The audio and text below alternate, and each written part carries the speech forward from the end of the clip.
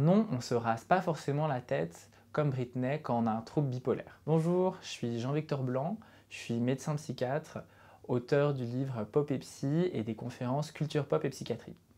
Le trouble bipolaire, c'est une maladie psychique. Elle se caractérise par l'existence de phases d'excitation qu'on appelle des phases maniaques. C'est-à-dire que l'organisme va être dans un état d'excitation.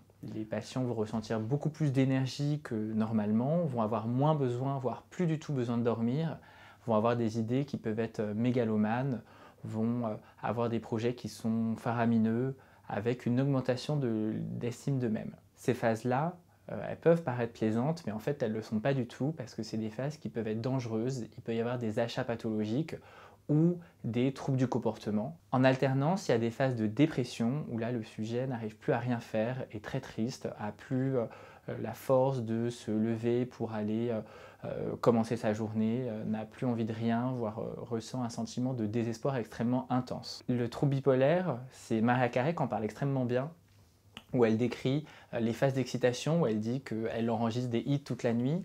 Elle ne savait pas à l'époque qu'elle était atteinte de trouble bipolaire et donc elle dit pour elle, elle considérait ça normal de travailler toute la nuit avec là aussi des phases de dépression. Et donc elle dit qu'elle n'arrivait plus rien à faire, qu'elle a notamment été hospitalisée.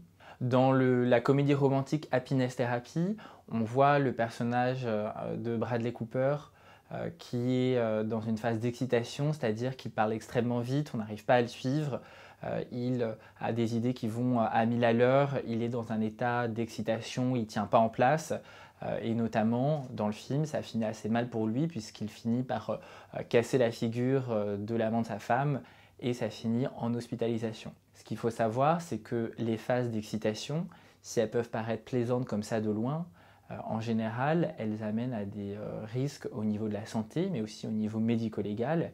Et surtout, plus un patient va avoir une phase d'excitation, et plus après, le revers de la médaille sera une phase de dépression extrêmement intense. L'important dans le trouble bipolaire, c'est d'avoir une aide pour ces symptômes, une aide qui est médicale, une aide qui est également psychothérapeutique. On peut être tout à fait dans un état normal avec un trouble bipolaire, c'est ce qu'on appelle les phases d'euthymie.